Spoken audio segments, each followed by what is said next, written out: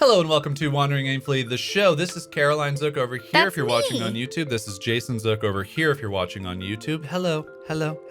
Caroline made me poke my face multiple times because this episode is different and it's weird, and that's what we're talking about. In this episode, we talk about doing things differently, which basically means doing things in your own original way, doing things not, as you're supposed to do them or as society tells you to do them, and the benefits of living your life that way. I will say that this is probably one of the things that has impacted my life the most, is appreciating doing things differently and trying to use that as a filter through everything I do. So hopefully you'll do the same thing. Yep, and we issue you guys a challenge at the end of the episode regarding doing things differently. So be sure to watch all the way through.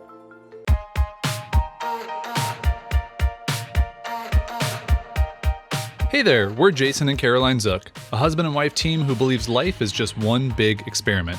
This is the show where we share our journey as we figure out this ever-changing thing called life. We cover topics like running a business, traveling the world, and clawing our way out of debt, all with the hope of inspiring you to live, work, and create with more intention. Life might bring its twists and turns, but when you know who you are and what you want, you're never really lost. Welcome to Wandering Aimfully, the show. All right, folks, let's get weird. Let's get crazy. Let's get different. Let's get weird. We should have been on different sides. That would have been so wacky of us. Whoa, my brain can't handle that. Okay. My brain can't handle that. Caroline, what would you say is a defining quality of me? A lot of things come to mind, but I think the main one would be that you love to do things differently. Humility, humbleness. Oh, humility is a big one for you. Yeah. Self-deprecation. Self-confidence. Self-doubt. With my self-consciousness. Do you remember that? Yeah, in a previous episode, Jason meant to say self-conscious. He said self-confident. So because even his self-consciousness is self-confident. That's weird. That's not what we're talking about. Truthfully, what we're talking about is this is something that I do think is a core part of who you are as a person, which is anytime that you see some way that something has been done previously, or the way that society expects you to do something, or the way that traditionally is done in a certain way, you want to throw that out the window and do it completely differently. Right out the window with the baby and the bathwater. I'm not 100% sure that you understand that little phrase. No, not at all. Nope. Still don't understand why would you throw the baby out the window with the bathwater? Is the baby going out the window? Is window even a part of it? Yeah, the throw window's the baby a part of out with the bathwater. Oh, there's no window. We made that up. I added a window because it's I always different. thought of a Because it's window. different. Oh wow, apropos. Anyway, the point is. And okay. So the topic for this episode was not just let's toot Jason's horn, his different horn. Oh wow, that gets into some weird visual places. Can I leave? That's not the point. The point is that I have found immense value in doing things differently, both from a business standpoint and having things stand out, get attention, get talked about, generate revenue, which is always great for those of us who work for ourselves, but also from a personal satisfactory place. Yes. And this kind of way of thinking has always been with me. So I don't have any tips or ideas that I can roll off the cuff here on how everyone can think differently right out of the box. I think some of us have the DNA for it and some of us don't. But I do think there are some lessons to be learned from some of the things that we have done over the years, not just myself, that we can kind of share with other people. Yes. And I think that, like you were saying, even if you're not built that way to question convention at every turn, what I hope you take away from this episode is that very thing, which is that to just ask yourself, like, does this have to be done this way? Or can I do it differently? Literally just asking yourself, how can I do this differently, is a question that we take immense value from. And I'm not like that. I'm more risk averse than you are. But I ask myself that all the time. How can I do this differently? For a myriad of reasons, which we are going to get into, of why that's valuable. So Jason, why is doing things differently valuable? Yeah. Like I said, for the most important part for me is that it gives me personal satisfaction. Okay. So I feel my personal bucket filled up when I'm doing things differently. If I'm doing things the same as other people, or if I'm following like a blueprint or a roadmap, and those things are fine. They get you started, which I think is always good. But if we're thinking about this like, let's just say it's like a treasure map, if you will. I want a treasure map that there's an X on it, and there's a starting point with maybe like a couple dots, and then I want to choose my own adventure throughout that whole treasure map. I don't want to follow the path that someone's laid out for me, because I know that I've tried following paths before, and there is no personal fulfillment when you reach the X after following what someone else has done. Right. And I think that I've even noticed this in making money with certain projects where I've just done what I'm supposed to do, and I made money, and it's great to make money, but if you can make money doing it in your own way, or doing it with your own little flavor, your own little spice on top of it, it just feels so much more fulfilling. Almost better than the money itself is how good you feel knowing that I did this my own way. This was my own idea. This was my own way of thinking. Well, that was going to be my question is, do you think that feeling comes from, I see it as two different things. Do you think that feeling comes from the satisfaction of being original? Like in a creative context, like you've done something original, you've done something new and interesting? Or do you think it comes from you've done something that is custom tailored to you and your personality? Or do you think it's a mix of both? I think it's a mix of both. I think from the previous projects that I used to do, it was very much the originality thing. And so I think it was not necessarily a chip on my shoulder, because there was nothing that I was fighting against where I wanted to like stand out, but it just made me feel good to do the I Wear Your Shirt project, the Buy My Last Name project, the Sponsor My Book project, like all these different things that people really hadn't done before in the way that I did them. And it gave me notoriety. It put me on the map. It had people notice me. It kind of launched my entrepreneurial career. Because what didn't launch my entrepreneurial career was running a design agency the way that everyone else does. Right. It was fine. We made money, but it wasn't really that personally fulfilling for me. And I think one of the things that I've learned over the years is the personal fulfillment piece can be something that you need over time. You may not need it in the beginning. You may just need money and put food on the table, in which case, follow the blueprint, follow the map, build a business that makes money. Don't go crazy. Don't do things wildly different. It's fine. But I will say that I think in the 2019s, where we are now, there's so many people doing things. True. So it's very different than it was in 2007, 8, 9, 10 even. True.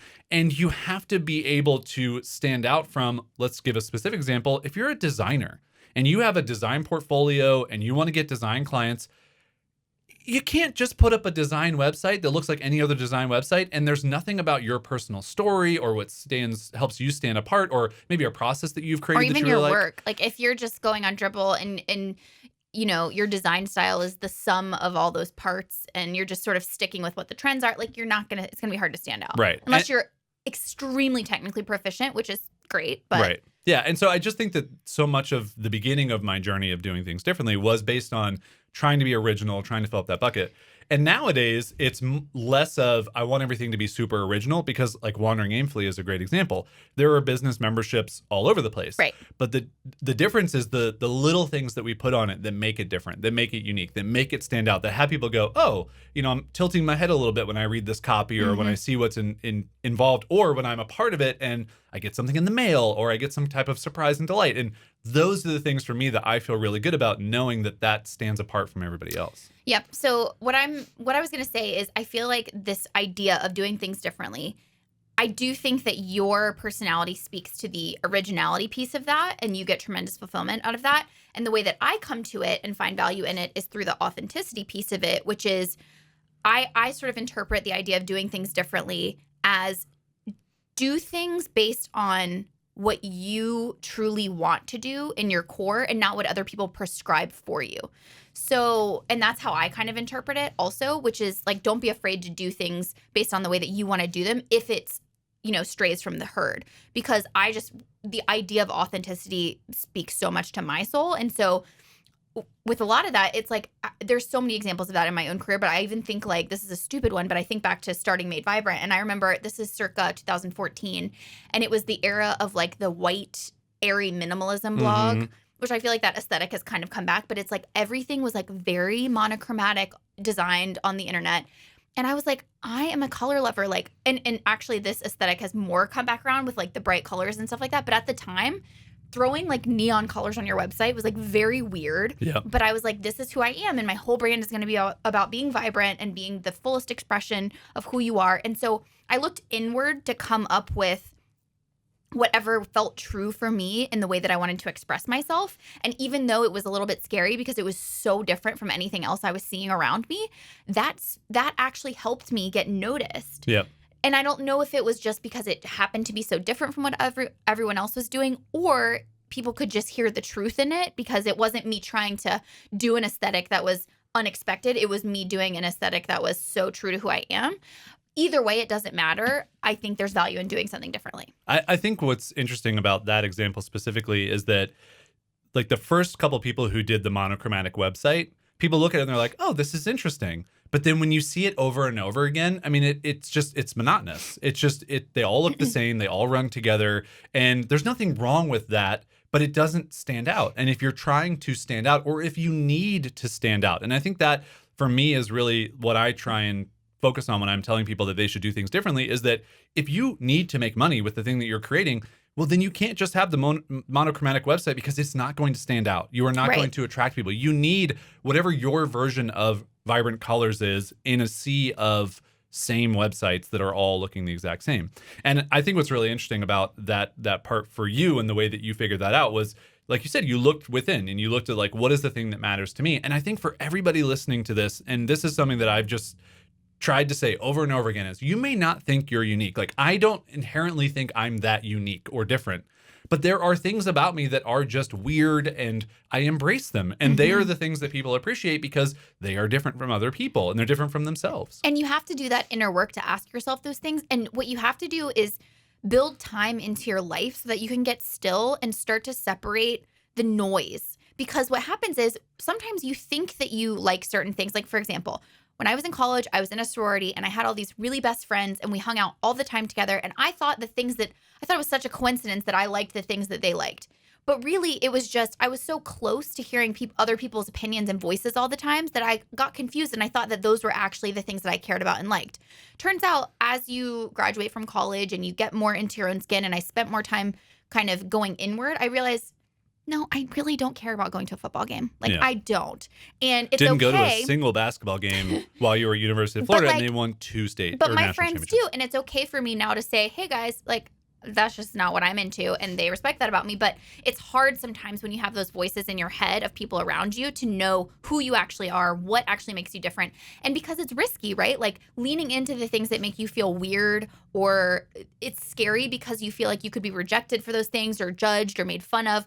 But the more you can lean into that authenticity, throw it back to our authenticity episode, the more that you can carve your own path and do things differently. And I think that's really important. But that leads me to another question that I was asking, which is a very practical tip, which is how do you know what your creative voice is? How do you know what your expression is? And I think a big part of it is taking a hard look at how much you're consuming and how much you are letting your kind of sphere be flooded with the work of other people, because then it's so hard to separate out your own unique voice from that. Yeah, I think that's where you see a lot of online entrepreneurs and online business owners creating the same thing that other people create. It's because they stay in the echo chamber of the same information and the same topics and all these same things, that it doesn't lead them to have any unique thoughts of their own. And you may think like, oh, this is my take on this process or this thing. And it's really not. It's just the thing that you've pulled from a bunch of other people, which is okay. Again, there's nothing wrong with that in a certain area of what you're trying to do. But if you want the personal fulfillment, you have to be a little bit risky. You have to try things that people aren't trying. And I think that's the thing for me that I've just always embraced is I would rather try things and mess up or fail, if you want to call it that, and at least learn and understand what went wrong or why that didn't work. But I will tell you that in the 12 years, 13 years now that I've been doing this, all of those missteps, all of those failures, all those things that I've tried, those are the things that have propelled me forward the most. Yeah. Because they're things that people have been like, oh, that was at least cool that you tried that, or that was at least interesting that you thought to put yourself out there and do that. And it didn't bankrupt us. It didn't put me into some type of depression because it didn't work out. It was just another notch in my belt of trying something differently. It didn't work out. It maybe attracted some people. It maybe detracted some other people. But I just keep moving forward and creating other things. Yeah. In a lot of ways, I think, being risky, or in a lot of ways, I think not being risky, what am I trying to say, is safe. Right. So if you're doing the same thing constantly, you're not being risky at all. We're both struggling here. So yes. I had it like perfectly in my Yeah. head, and then it came out in words and it didn't work. What I'm trying to say is, in a way, being safe In is a actually world. the riskiest thing that you can do. Right. Being safe is actually the riskiest thing you can do, because by being risky and by doing something that is different and by being unexpected, you know that there's going to be an upside, which is you're at least going to be interesting. Because even the downside of that thing is a potential upside. Right. Is something for people to feel relatable with you. I'm Right. like, oh, look, you try stuff too, or you're adventurous, and I want to be that way. And I see that, again, like, you're not bankrupt, you're not depressed, like, this thing messed up, and you're totally fine, and you moved on. Yeah, for sure.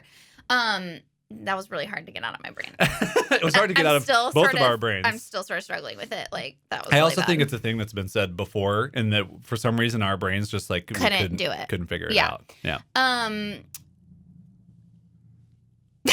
Did you have something? I can. My brain is still trying to come. It's okay. Go back to what I Just had before. Hey. Just take a minute. Okay. Just take a little minute. Let your little brain cool down. It got all worked up.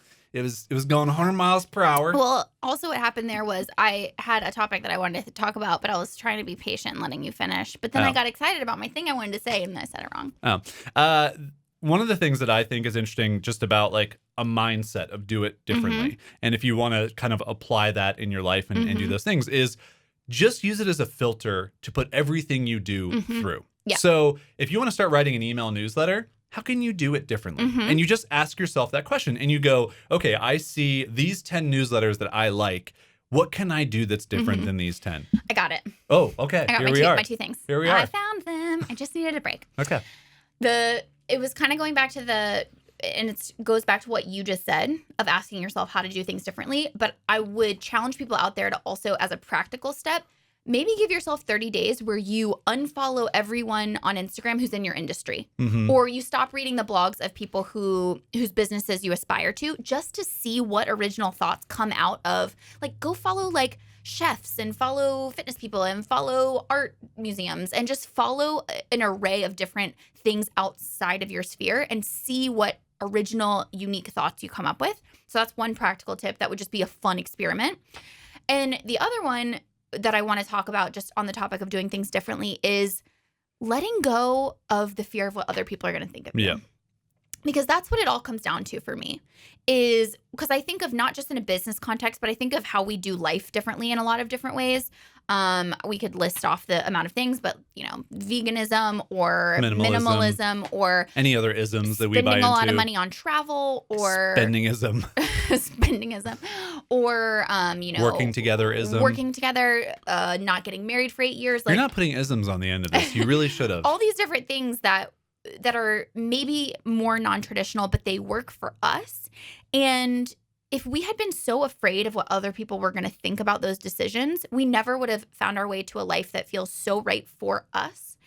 And I just wonder how many people out there are holding themselves back from true happiness or true satisfaction or true fulfillment because they're not doing things differently. They're doing things the way that they've been told they should do them. And I think if we're being totally honest with people, let's be totally honest with it people. can be scary to do things that are different. It can be scary to put yourself out there. But the outcome on the backside of that when you actually do it is so much more rewarding than the little bit of negativity that you might incur from people who feel so just outcast from the thing that you're doing. Like you were a part of this like design herd, and all of a sudden you went a totally different direction from everybody, and you do design in a completely different way, and now everybody that you used to follow interact with is like, what are you doing? Yeah. And that can feel really alienating, can feel really isolating, and you just have to tell yourself, like, yes, the opinions of those people have an effect on me, but my personal fulfillment has a bigger, longer term effect than what they can say. It's the most important thing. Do you want to be at the end of your life and feel like other people were controlling your decisions? Other people were bandersnatching you. Oh, wow. Throwing a little bandersnatch a couple months from now, it's not going to be That's kind of funny for we Googled that for you that I'm bringing really? up. Yeah, that's a fun little thing there. No, but I think that's a really important question to ask. And I think constantly, like you said, coming back to that question of, am I doing things differently? Or if you don't ask yourself that, every decision you make going, why am I doing it this way? Is it because I think society is only going to accept me if I do it that way? Is it because I'm afraid of being rejected? Like, constantly asking yourself that why behind every decision. And at some point it'll just become like natural and organic. It's not like, oh, every decision I make, I need to ask myself. But really constantly coming back to that question of why and understanding your motivations, you will start to see kind of things disintegrate around you where you realize, oh, I've made so many decisions in my life based on what I think I'm supposed to want, or traditions that, you know, I have or that my family has, or all these different things. And one of the things that I've just enjoyed over the years is giving myself permission to do little micro experiments around doing things differently. So one that comes to mind is just the decision fatigue of picking out what to wear. Like I'm a guy, I don't really care what I wear, but I want to actually enjoy what I wear. And so I remember when we lived in Oceanside a couple years ago, I got rid of all of my t-shirts and I had 7 shirts. And it was a Monday shirt and a Tuesday shirt and a Wednesday shirt. And that was it. And I had 7 shirts. And I was like, I want to try and do this for 30 days and see what this is like not having to make these decisions. And what I found by the end of it, and this is where it is completely okay to try doing things differently and have it not work out for you, or to at least learn something from it. I didn't like only having 7 shirts. It was so boring. Like the monotony was too much for me. Which is saying something. Which is saying something because I'm a very efficient person. I'm very focused on that. But I found that, okay, that didn't work for me. But I wanted to try it. I wanted to test that assumption. And I think for a lot of people out there, they feel like if I'm going to do something differently, that decision is going to last forever. And it is not. None of these decisions are going to be permanent. None of them are going to have the worst outcome ever. I mean, I even think about like our marriage. And if you want to go back and listen to our marriage episode, you can hear how differently we thought about marriage and wedding and all these different things, specifically wedding. And I think about that example. We could just have a wedding again. Like if we wanted to do a traditional wedding and we did not do a traditional thing at all, we could just do it again. And if 3 years from now, we're like, you know, I really missed having a big party with all of our friends there and blah, blah, blah. We can have a wedding. I think so many people get caught up in the sunk cost bias of all of life's decisions. And in which case, I would just say, give yourself permission to let go of those things and let it actually have repercussions instead of thinking about the potential of the repercussions. Absolutely. Yeah. I mean, it goes back to the whole thing of test your assumptions, right? Like, don't build your life around future outcomes that you've decided in your mind.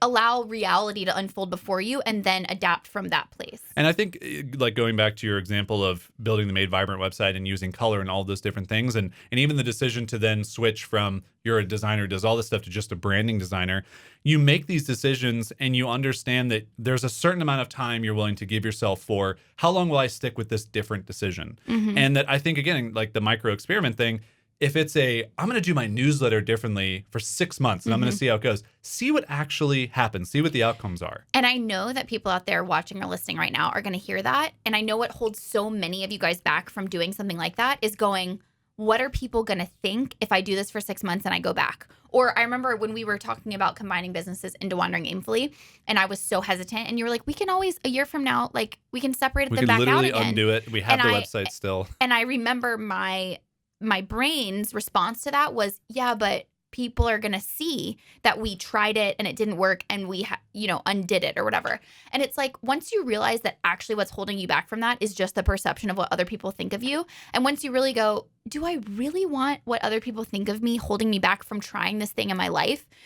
Then that's when you can start to break that apart and go, no, I'm just going to try it. Also, for the majority of us, like, this safe bubble of people who listen to this show, who watch this show, who follow Wandering Aimfully, who we interact with, the decisions that we're going to make that make changes in our lives are not decisions people are going to hold us to, like the repercussions of those, forever. Like, we're not making bad decisions that are hurting people. We're changing our website design. But like, I just think like the impact that people see that some people's decisions have on their lives and careers, they copy and paste that on like, well, that person, they got dinged and people hate them because they went out on a limb or did something differently. And it's like, you can't apply that to your own situation on like a bigger scale. Sure. But if I'm being honest, I don't think it's the fear of people think they're going to be hated. It's the fear of people think that other people are going to think they can't hack it or they failed at something. Like, for some reason, being like failing or like being perceived as a failure is way worse than people hating you. But don't we all think scientists are awesome? And like they fail like 50% of the time. I would love to pluck out that clip just from this episode. Don't we all think scientists are awesome? I was like, but never don't you, really thought about it when you before. think of scientists, you don't think of them as like just like a, no, I know, a flaky like a failure of a person. Well, but they fail most all of the time. No, 100%. And this is why we get so much value. So it was a good metaphor. No, it's a great metaphor. It was a funny phrase. Yeah. No, that's why we've developed that approach over time, which is life is just an experiment, and it takes the pressure off. Yep. Once you go, oh, I'm just gonna try to do this thing differently, and it's just an experiment, and it might lead to a great discovery, to use the metaphor, and it might lead to a failure, but then that failure is going to lead me to another experiment. So Yeah. I think that can help. One of the things that just continues to bring us value in everything that we do, especially business-wise and creation-wise, Plaxico. is our dog Plaxico, is when things go wrong. For us, that's an opportunity to talk about and share that thing. Exactly. And it becomes almost like a positive that Yep. we can spin from every negative that Yep. we have. Like, I think about like any failed projects that we had, and there's not a ton to go over, but like T-shirts for Entrepreneurs was a T-shirt company that we decided to start with little slogans on T-shirts. And it's one of those things that was like, it's actually more fun to talk about it not working than Yep. it was the like 300 shirts that we sold in total over the course of 6 months. Totally. I think we talk about this either in the Taking Risks episode or maybe the Authenticity episode, but it's a win-win. Yeah. It's a win-win. If you succeed, you win. You set out to do something and you did it.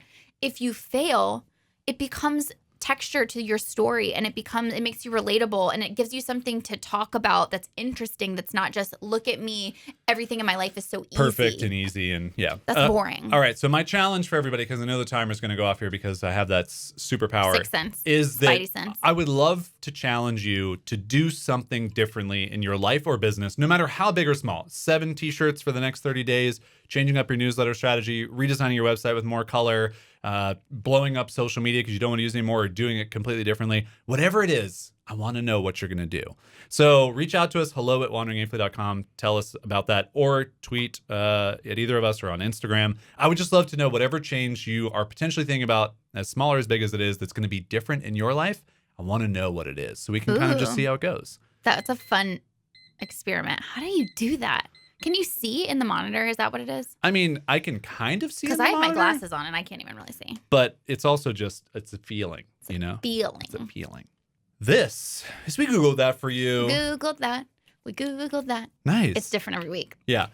So you brought up Bandersnatch Yes. randomly in the episode. That Yes. was a Black Mirror episode. Yes. If you haven't watched it yet on Netflix, It's crazy. a choose your own adventure Black It is Mirror crazy. episode. Before you said that, Yeah. I had a We Googled that brought up, which is about Netflix. What? I think Netflix is just so synonymous in society that it comes up often. But I wanted to ask you just some random trivia questions this week on We Googled that for you, because I thought the people at home who probably watch Netflix every night like we do might want to know some fun things as well. I think that's great. What year was Netflix founded? Ooh. Remember I showed you their old website? Yes. They were definitely around. I did a project on them when I was in college. They were definitely around 2010. So I would say 2008. 1997. That's what I loved when I saw that. I was like, Guys, oh, this is great. what? This is great. We need to do a whole expose episode on Netflix because what? Yeah, it's really fun.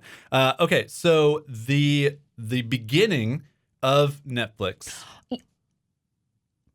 Hello? Sorry. I just remembered something. Remember how I was like, I showed you the old version of their original Yeah. website? Do you know where I saw it? Where? On the 90s docuseries. Oh, your brain. Sorry, babe. But it was just one little clip on the episode where they talked about the internet, and it was like Netflix, and it was this like 1990s website, and I was like, what? Okay, Anyway. so they originally were going to ship VHS tapes. Of Because course. at the time, in the 90s, there were VHS Sure. tapes. DVDs were just coming on the scene. And they were literally, DVDs were introduced March 31st, 1997. That's a DVDs fun, were? DVDs. First time a DVD was Do you remember? introduced. I rember that transition because we had the rack of Oh, yeah. VHS, Oh, and then yeah, we we all started did. doing the DVDs, and everyone was like, You could fit a lot more in here. you feel a lot more. A lot more. So they tested their assumption that they could mail a DVD for really cheap Mhm. in the mail, but they didn't know if it would arrive intact, is what they were worried about. Intact. Because mailing a VHS tape, it's big, it's strong, it's a big piece of plastic, like it's not going to break. Uh-huh. But a DVD, it's like this brand new, it's a fragile Flimsy. disc, like what's going to happen? And when it arrived to Reed Hastings' house in Santa Cruz, Reed Hastings, one of the founders, 2 founders, they decided that It would they be were all gonna- DVDs. They would do it. And the second part of that was when he got fined by a Blockbuster store $40 for being late to return That one of DVD? a VHS tape, because Oh. of VHS at the time. Those were the 2 things that That led to creating happened. Netflix. Well, because do you remember at the time, late fees were like so Oh, it was ridiculous. ridiculous. Yeah, it was ridiculous. I, for sure, like my like lower middle class family, like we Oh, could have had a we much had some- nicer house had we not had so many late fees on We all had Blockbuster late fees. videos. All right, a couple more things here. When Netflix officially launched to the public as a service that you could rent DVDs through, that was April 14th, 1998, so a little less than a year's time. How Okay. many employees did they have when they first started off? 10. 30 employees. Okay. How many DVDs were available for rent? 100. Ooh, I would have guessed a lot more. 925. I would have guessed actually like higher than that. There's so many movies in existence. Babe, think about a Blockbuster store. How many VHS tapes could you fit in a Blockbuster? 900 probably? That's a good question. Less? That's a good question. I don't know. In the year 2000, so now 2 years later, how many Netflix subscribers were there? Ooh, 2 years later? 2 years later. 10,000. 300,000 subscribers. Guys. In less than 2 years. Guys. Yeah. That just led to the question in my head of, I wonder how many titles are on Netflix today, currently, right now. Ooh, How many things you can choose from. That's a good question. Let's see if that's in here. I'm currently on Wikipedia, so, take it for what it's worth. Let's see if I can see anything on here. Content, maybe? It's probably about their originals and stuff. Yeah, you this probably is get a some lot fun of- trivia about like how many original, Let's just Google how many Netflix. many Everybody think of a number in your head. How movies. many? I'm going to go movies. Okay, how many movies are currently on Netflix? I'm going to guess. Oh, I clicked Hulu in my... I'm going to guess maybe not that much. I'm going to guess 2,000. Does that seem like a lot? That seems like a little. Oh. All right, everybody at home, what did you guess? Thank you. Carol guessed 2,000. I guessed around 9,000. The correct answer is 9,796 movies. Total titles as of January 2016. So there's probably more. 14,835 things to watch on Netflix. That's insane. My buddy Ben Rabikoff has probably watched all of them.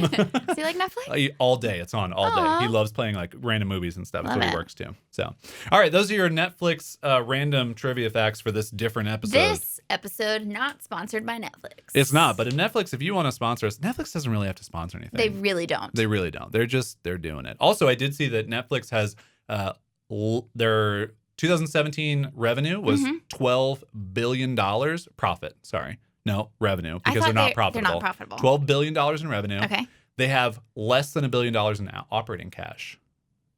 Watch out. Netflix is going to fail. I love when people say that. When you're like, less than $1 billion. Like, it is $1 billion. They can make some choices. They're fine. All right, everybody. Hope you enjoyed this episode of Wandering Aimfully, the show. I want to hear about your different stuff, so make sure you send whatever different decision you're making or comment below in if your that's life. easier. We appreciate you so much for watching / listening. We love doing the show. We hope you love listening to it. We love it, especially when you guys write into us and tell us that you enjoy certain things or what parts that we said or things that made you laugh. So thanks for sticking around. All right. That's it. Bye. Bye.